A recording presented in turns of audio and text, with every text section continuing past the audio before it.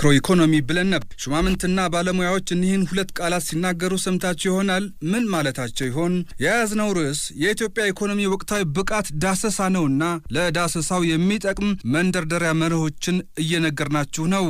አድማጮች ለዛሬ ማይክሮና ማክሮ እንዲሁም የአጠናን ዘዴን እናወጋለን። እነሆ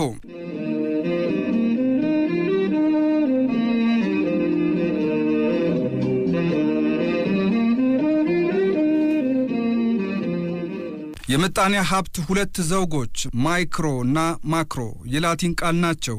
ማይክሮ ትንሽ ማለት ሲሆን ማክሮ ትልቅ ሰፊ ማለት ነው። የአንድ የኢኮኖሚ አሃድን አንድ አባወራን ወይም የአንድ ኢንዱስትሪ ጉዳይን አንስቶ የሚያትት ሲሆን ማይክሮ አጠቃላይ ኢኮኖሚን ሲያትት ደግሞ ማክሮ ኢኮኖሚ ነው እንላለን። ማክሮ ኢኮኖሚ ስለ ጫካው ያጠናል። ማይክሮ ኢኮኖሚ ደግሞ በጫካው ስላለች አንዲት ዛፍ ይመለከተዋል የማለት ያህል ነው። ሌላ አብነት እናንሳ። በገበያ ውስጥ የተለያየ ምርት ይኖራል። የጤፍን ወይም ሌላ አንድ አይነት ምርት ዋጋ ቀነሰ ጨመረ እያን ስናጠና ማይክሮ ነው። ልዩ ልዩ ምርቶችን በአንድነት ጥቅል ዋጋ በአማካኝ አስልተን ስናስቀምጥ ይህ ማክሮ ኢኮኖሚ ይባላል። የአባወራ ገቢ፣ የአንድ ፋብሪካ ሰራተኞች ቁጥር፣ ብዛት፣ ደሞዝ፣ የምርታቸው ሁናቴ፣ ወጪና ገቢያቸው፣ ትርፋቸው በማይክሮ ኢኮኖሚ ስር ይጠናል። አጠቃላይ ዋጋ፣ የሥራ መጠን፣ የዋጋ ግሽበት፣ እድገት፣ ልማት ወዘተ በማክሮ ኢኮኖሚ ስር ናቸው። የአጠናን ዘዴን በተመለከተ በቅድሚያ የገሃዱን ዓለም መታዘብ፣ ከምታዩት፣ ከምትሰሙት፣ የተጻፈ ከምታነቡት፣ በአካባቢያችሁ፣ በቤታችሁ፣ በመስሪያ ቤት ያለ ችግር ምንድን ነው ስትሉ ችግሩን ለዩ። ተስማሚና ትክክለኛ መረጃና ማስረጃ ሰብስቡ። ዳታችሁን የምታሰሉበትን መስፈርቶች አውጡ። ተንትኑ፣ ሞክሩት፣ ኤክስፐሪመንት፣ መላምት አስቀምጡ፣ ንድፈ ሐሳብ ቀምሩ።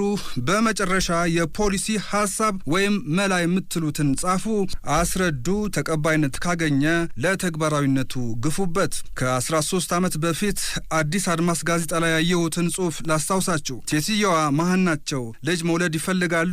ዕድሜያቸው ከ50 አለፍ ብሏል። የሴትየዋን ስም ስለረሳሁት ይቅርታችሁን። ባይሆን ዜግነታቸውን አሜሪካ መሆኑን በመናገር ልካስ። ሐኪም እያማከሩ ደጋጋሚ ጥረት ቢያደርጉም አልሆነም። በግላቸው ጥናታቸውን ቀጠሉ።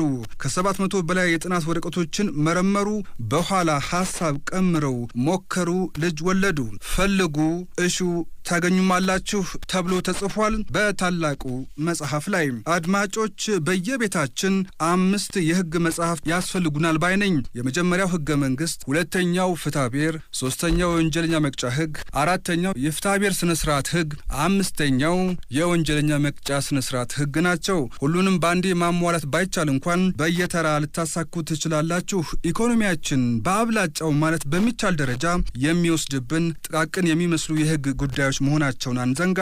አነስተኛ የሆነ የባለሙያ ድጋፍ ካገኘን እኛ በጥልቀት ለመመራመር ስንሞክር ችግራችንን እየፈታን ተምረን ለማስተማር እንበቃለን። ዴቪድ ሪካርዶን አንስቼ አልጠግበውም። ሪካርዶ ጠዋት ነጋዴ፣ ከሰዓት ደግሞ ተመራማሪ።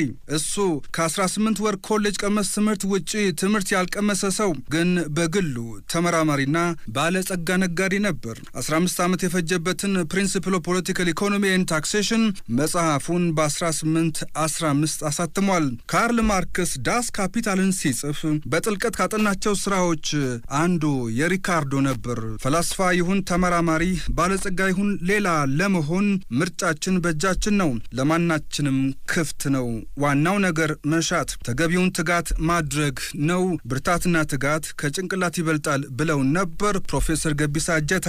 አድማጮች የአገር እድገት መለኪያ ማዕዘናትን በተመለከተ ዛሬ ካቀረብኩላችሁ ዘገባ ጋር እንዳይምታታ እንዳይወሳሰብ በተከታዩ ክፍል ብናየው ይሻላል ብያለሁ። አድማጮች እግዚአብሔር ይስጥልኝ።